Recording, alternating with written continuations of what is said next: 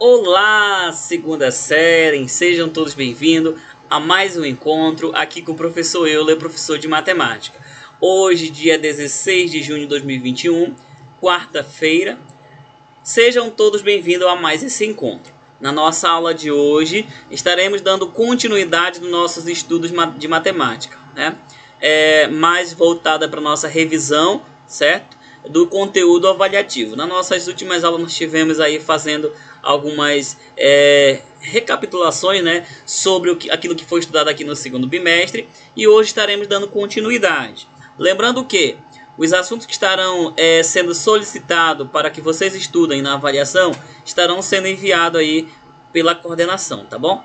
Bom, mas de antemão nós vamos estar explorando aqui, comentando com vocês quais são os capítulos que estaremos fazendo aí a nossa avaliação, né? E com certeza dando para vocês prioridade com os exemplos, com o nosso conteúdo, né? De uma forma que vocês possam estar entendendo qual é a aplicação e como vai ser aplicada nossas questões, tá?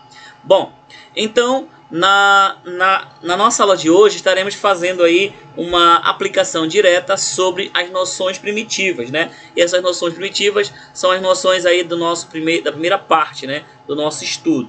Então eu quero que você acompanhe nesse momento a nossa aula para que você possa estar entendendo o que precisamos estar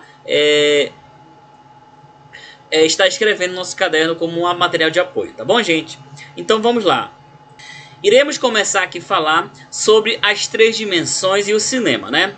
É um assunto bem legal porque através dessa parte aí de introdução nós começaremos a entender aqui a geometria espacial, né? Que é o nosso objetivo, é estudar a geometria espacial. Então eu vou voltar um pouquinho mais aqui no slide, falando aqui sobre geometria de posição, né? Que o nosso estudo começou aí no capítulo de número 4, certo? A geometria de posição. Então eu quero que vocês acompanhem aí nosso estudo. O estudo da geometria de posição, nós começamos aí falando da página 5 em diante, tá? Eu quero que vocês comecem aí da página 5 do livro didático de vocês em diante. Nós vamos estar explorando aqui, falando para vocês quais são as páginas, né? Bom, então temos aí as três dimensões e o cinema, né? Temos a primeira pergunta. Você já foi ao cinema para ver um filme em 3D? Sabe como eles são produzidos? São duas perguntas em uma, né? A segunda pergunta. Você sabe como funcionam os óculos usados para ver esse tipo de filme? Beleza. Temos três perguntas, né? Então, vamos simplificar aqui a nossa resposta, tá bom? De acordo com a nossa pergunta. Então, olha só, gente. De maneira simplificada, para enxergar o efeito 3D do cinema, são necessários duas fontes de visões. No caso, nossos dois olhos, né? Cada olho enxerga o mesmo objeto em um ângulo diferente. E essa diferença que permite a percepção tridimensional, né? E o que é uma figura tridimensional, professor? É uma figura que tem três dimensões. E quais são elas? Comprimento, largura e altura, né? Então, os óculos 3D associados ao modo de como as imagens de filmes em 3D são capturadas são usadas para que possamos perceber o efeito tridimensional, ou seja, das três dimensões, tá bom? Então, existem aí vários conceitos direcionados aí a tridimensional, a bidimensional, a unidimensional, né? Então, através dessa concepção aí, nós podemos enxergar que na geometria de posição nós estaremos fazendo nosso estudo com abordagem direcionada às dimensões, né? É claro que isso com a figura, né? Com a figura geométrica. Beleza. Então convido a você a junto mergulhar aqui na nossa revisão através do seguinte conceito. Vamos falar primeiramente aqui, ó, sobre as noções primitivas. Eu já citei aqui para vocês, mas estarei reforçando porque na nossa próxima aula que nós vamos ter, nós vamos fixar a ideia com exercício. Eu quero que você esteja preparado para essa aula, né? Que nesse caso vai ser na aula de 17, quinta-feira. Então vamos lá, gente. Noções primitivas. Nós temos aí a primeira ideia de ponto, reta e plano, né? Então, em relação a ponto, eu dei vários exemplos para vocês, né? Que ponto pode ser o furo de uma caneta ou de um lápis no caderno, o furo de uma agulha, né? Ou um alfinete ou uma estrela no céu. dependendo da posição em quem está observando esse ponto. A nossa casa pode ser um ponto de referência, uma parada de ônibus é um ponto de referência. Então, ponto, né, é qualquer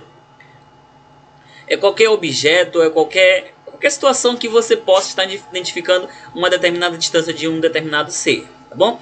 Então, observe, não tem dimensão e ele é adimensional. O que é adimensional? É que não possui dimensão, né? Beleza. Além do ponto, nós temos o plano, né? O plano ele tem comprimento e largura e é ilimitado com todas as direções, certo? O pau ordenado usado para indicar o ponto do plano é composto pelas abscissas x e y, né? X que é a abscissa e y que é a ordenada. Bom, aqui nós temos o plano, né? Vocês podem verificar o plano x e y, né? Esse plano aqui é um plano cartesiano. A reta. Bom, dei exemplo, professor, de ideia de plano. Gente, da ideia de plano nós temos aí, ó, a capa do seu caderno, a capa do seu livro, a sua mesa, certo? A porta dentro da sua casa. Temos vários, o chão aí da sua casa é um exemplo de plano, o campo de futebol, existem vários exemplos de plano. Bom, noções que dão ideia de reta. A reta ela é unidimensional e é limitada em ambos sentidos. O que é unidimensional, professor? Ela possui apenas uma dimensão, tá bom? Lembrando, olha aqui, ó, o ponto ele é adimensional que não possui dimensão, a reta é unidimensional que possui uma dimensão. E aqui, ó, o plano ele é bidimensional, né? Porque ele tem duas dimensões, então ele é bidimensional, tá bom? Já o espaço, né, ele é tridimensional. Bom, mas a reta, gente, há alguns elementos aí, um exemplo que dá uma ideia de reta, por exemplo, uma régua é um exemplo de reta, um taco, né, um taco de bilhar, certo? Que mais? Um fio esticado, certo? Da ideia de reta, um cabelo bem esticado da ideia de reta. Então são vários exemplos que nós temos aí em relação às retas. Lembrando que as retas são representadas por letras minúsculas. Pontos são representados por letra maiúscula, tá bom? Planos são representados por letras do alfabeto grego, ok?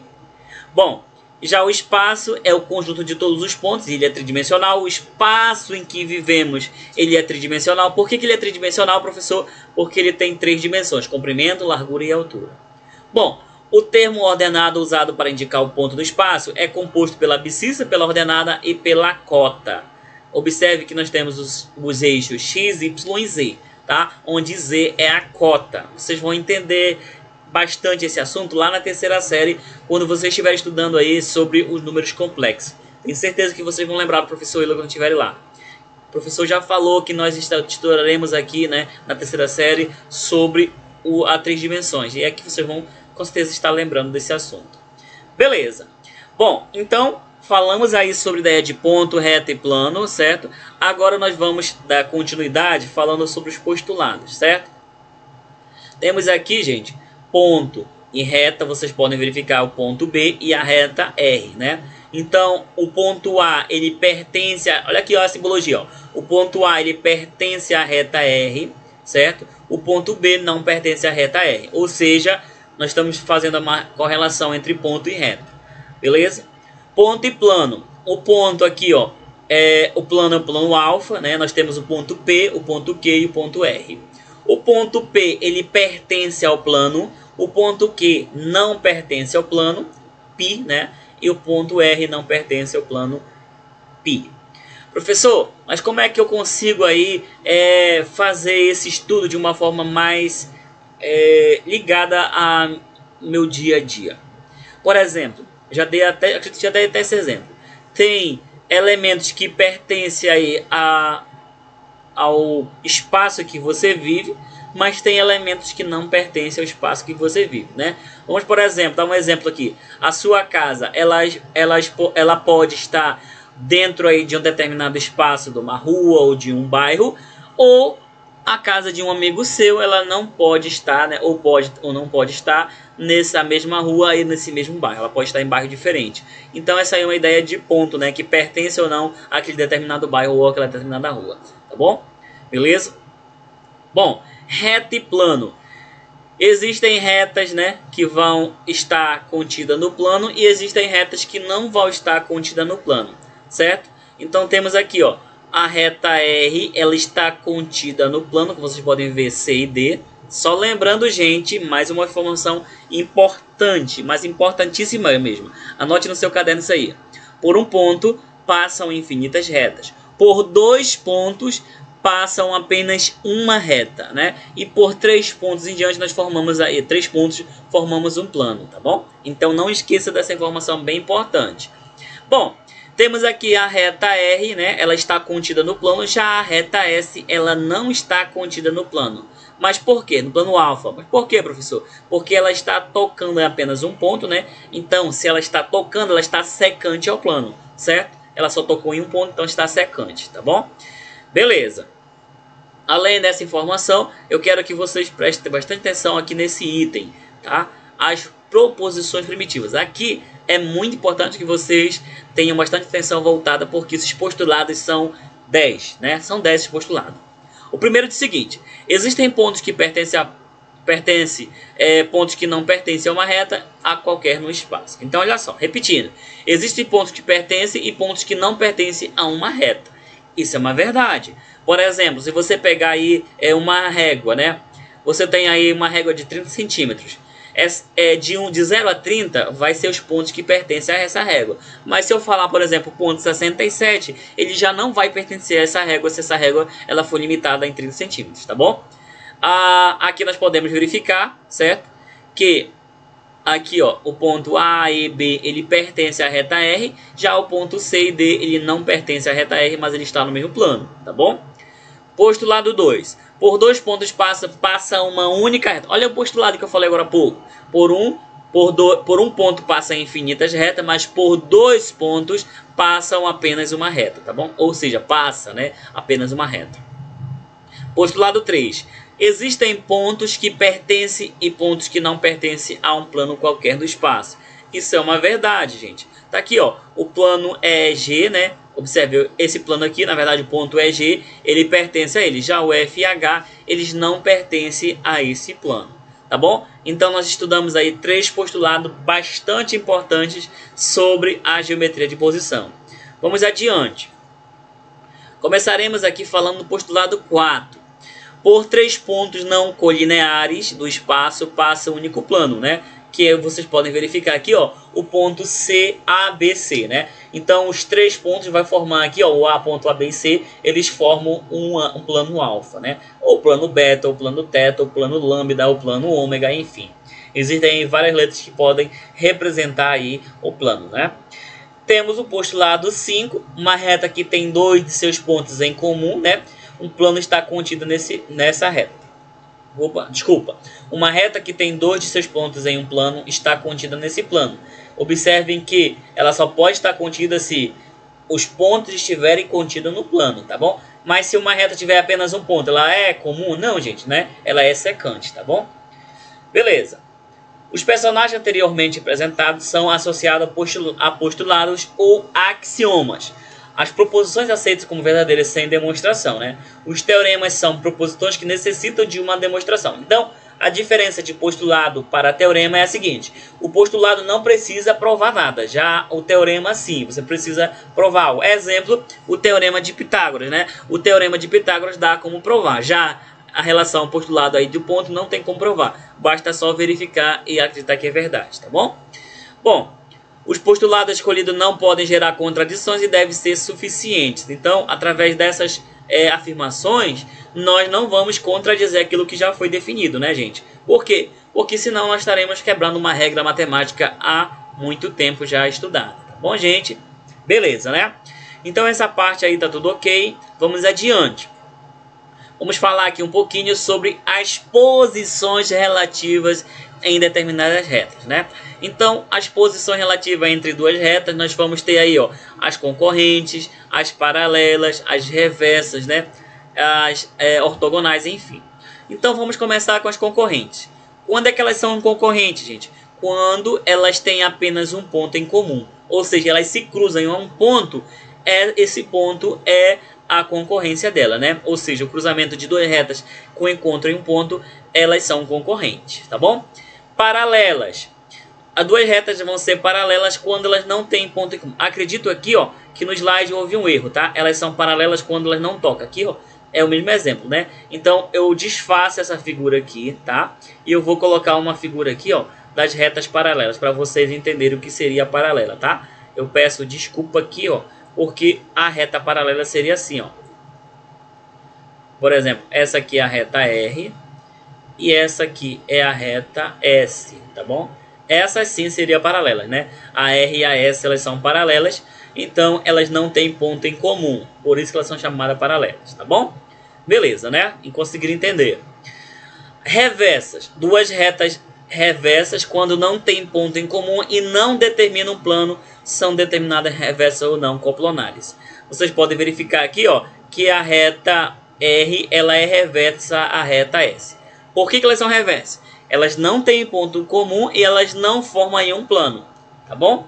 Então, vocês podem observar esse conceito a partir dessa figura, tá bom, gente? Ou seja, em nenhum momento elas vão estar cruzando. Por quê? Porque essa reta aqui ela está no sentido vertical, né? E a outra está no sentido horizontal. Então, nessa forma, nós podemos provar que elas são reversas. Beleza? Tranquilo. Eu vou desfazer aqui essa figura. E vamos adiante. Nós iremos agora continuar falando aí sobre a geometria, mais precisamente sobre as retas ortogonais.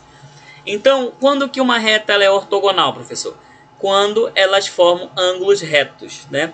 Então, olha aqui, ó, essa reta R ela é ortogonal porque ela forma um ângulo reto.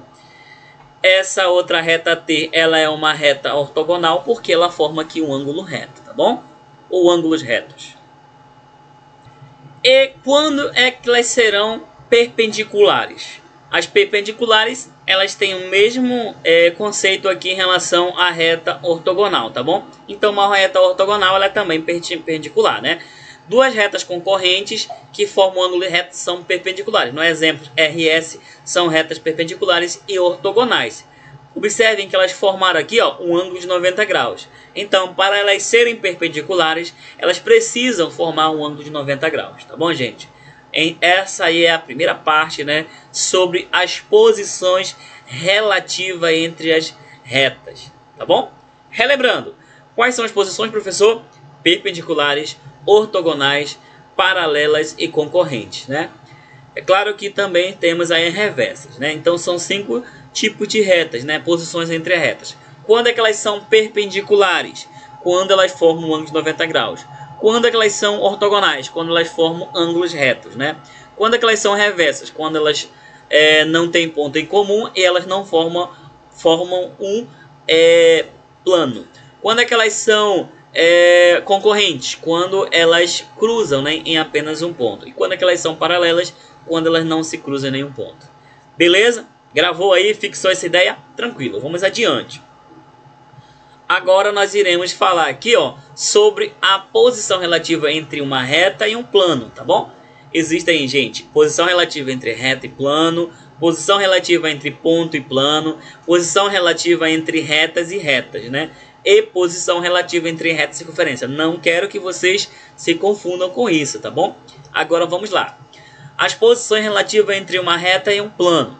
Bom, a reta ela pode estar contida a um plano, ela pode estar secante a um plano ou ela pode estar paralela a um plano.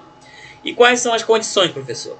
Bom, contida significa que ela está dentro do plano, né? Ou seja, ela tem 2 pontos em comum. Então, para ela estar sendo contida, ela tem que ter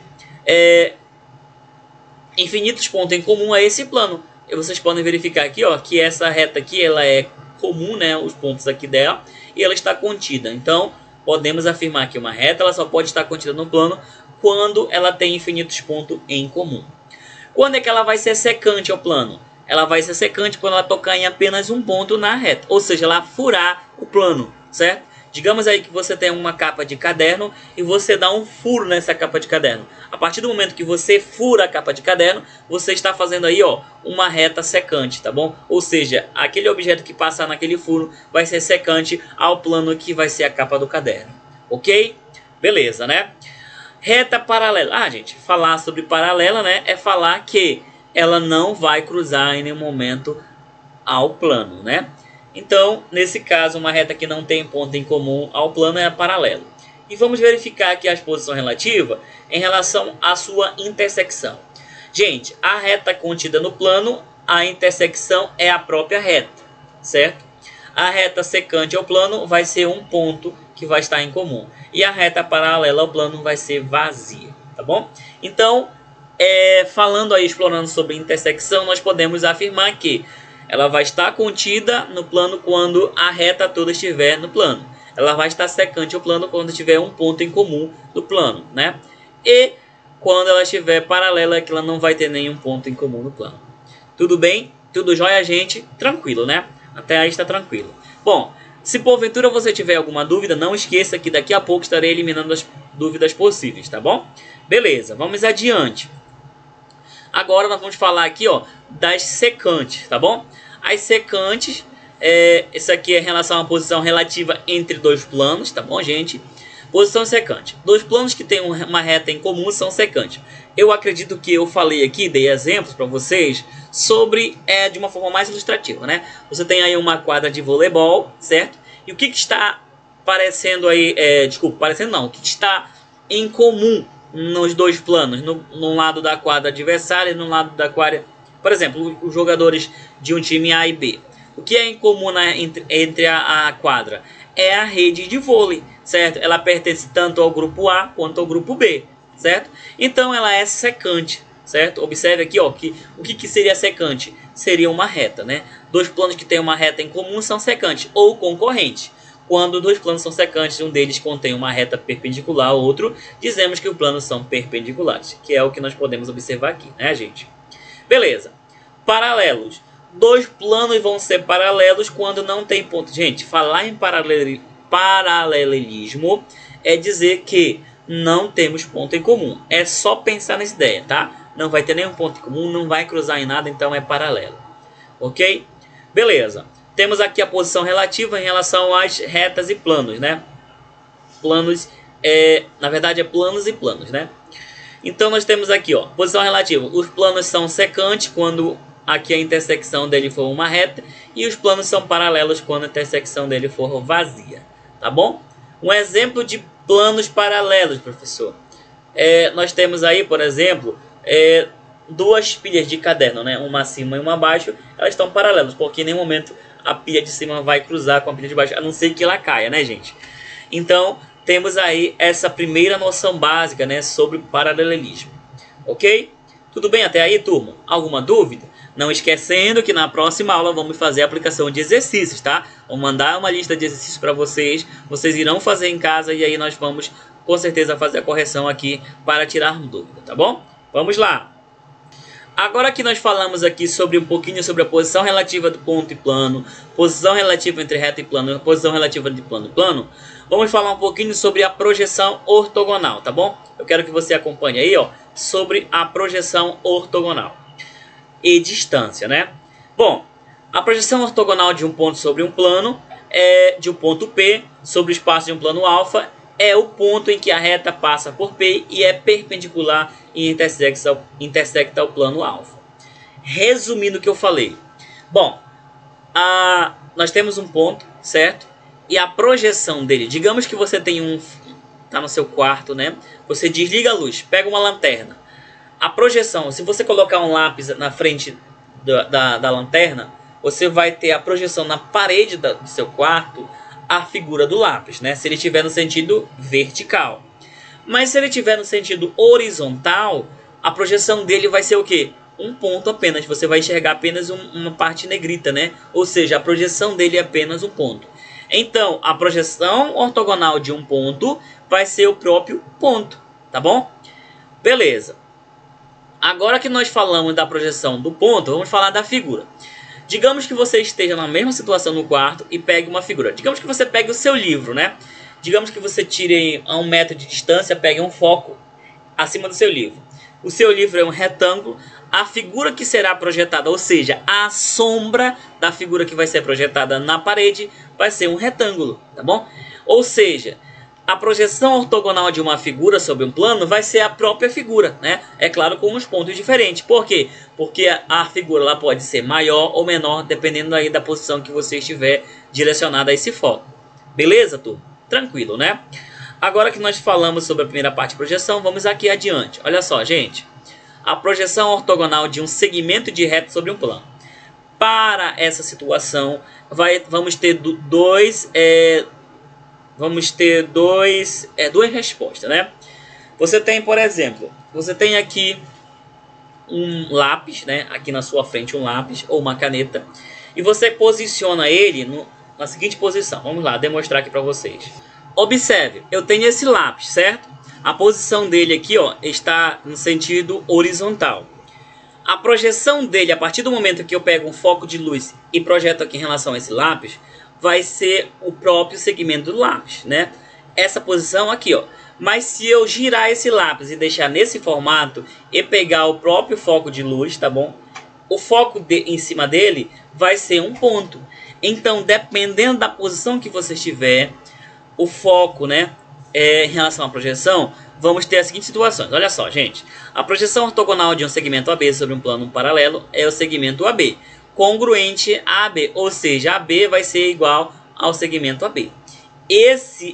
Essa projeção, gente, é no sentido aí, ó, olhando de cima para baixo, como vocês podem verificar aqui, ó. A pessoa deu um foco aqui acima do segmento, então vai projetar ele aqui, nesse sentido, né? A projeção ortogonal de um segmento AB sobre um plano não paralelo é um segmento AB menor do que AB ao ponto. Então, é aquilo que nós falamos agora há pouco, né? Observe que ele está aqui acima, então, não paralelo a um plano, ele vai ter um outro segmento AB, né? Que nesse caso a projeção dele vai ser assim, né? Agora, observe se ele estiver no sentido aqui, ó, horizontal, certo? A projeção dele vai ser diferente, vai ser um próprio ponto, certo? Então, a projeção ortogonal de segmento AB sobre um plano não paralelo é um segmento AB menor do que AB ou um ponto, aquilo que eu falei agora há pouco. Ou pode ser um segmento ou pode ser um ponto. Tá bom? Tudo bem? Tranquilo, né? Bom, turma, então nós vamos falar um pouquinho mais aqui sobre a projeção ortogonal de uma reta sobre o plano. Lembrando que segmento, gente, tem fim. Aqui eu pude representar com um lápis, né? Mas e uma reta, professor? Uma reta ela é infinita. Então, como é que eu vou representar uma reta? Bom, é claro que nós vamos ter que limitar, né? Então, a projeção ortogonal de uma reta sobre um plano pode ser uma reta ou pode ser um ponto. Em que sentido, professor? Se ela estiver assim, ó, a projeção dela, se ela estiver nesse sentido, a projeção dela aqui, ó, vai ser uma reta. Mas se ela estiver desse sentido, a projeção dela vai ser um ponto. A mesma coisa funciona para o segmento, tá bom? Então, quando a reta não é perpendicular ao plano, a projeção ortogonal sobre ela é uma reta. Vocês podem verificar aqui, ó. Quando a reta é paralela ao plano, a projeção dela vai ser uma reta. Já quando a reta é perpendicular ao plano, a projeção sobre ela vai ser um ponto, tá bom? Então não esqueçam aí, gente, dessas informações, tá? É muito importante que vocês anotem aí para a nossa próxima aula, na hora de fazer os exercícios, vocês terem aí esse conceito bem legal, tá bom, gente? Beleza. Agora que nós revisamos um pouco aí com vocês sobre as projeções, vamos falar um pouquinho de distância para nós finalizarmos nossa aula. Bom, temos aqui distância, né? Distância de um ponto é uma reta, distância de um ponto é um plano, distância entre duas retas e distância entre uma reta e um plano paralelos, né? Vocês podem verificar que a distância que nós estamos falando, gente, é direcionada àquela questão, né, que eu apliquei para vocês nas últimas aulas. Distância de um ponto A até um ponto B em uma determinada figura. E qual é a fórmula que nós utilizamos, professor, para resolver uma questão que envolve distância? Teorema de Pitágoras. Lembrando que D ao quadrado é igual a A ao quadrado mais B ao quadrado, né? Onde D representa a distância. Bom, essa figura, né, que nós vamos estar representando como distância, eu vou trazer na próxima aula uma atividade que nós possamos aplicar o conceito de distância, tá bom? E aí a gente vai tirar as dúvidas de todas, dúvidas possíveis de todo o conteúdo avaliativo, tá bom, turma? Bom, então vou finalizar a minha aula por aqui. Hoje estarei aguardando daqui a pouco o envio das atividades feitas no livro didático e no livro de atividades, tá bom? Estarei aguardando aqui as mensagens de vocês. Quem já enviou, beleza, estarei corrigindo a que você já enviou, tá? Mas quem não enviou, envie, por favor, para que possamos fazer a nossa correção. Beleza?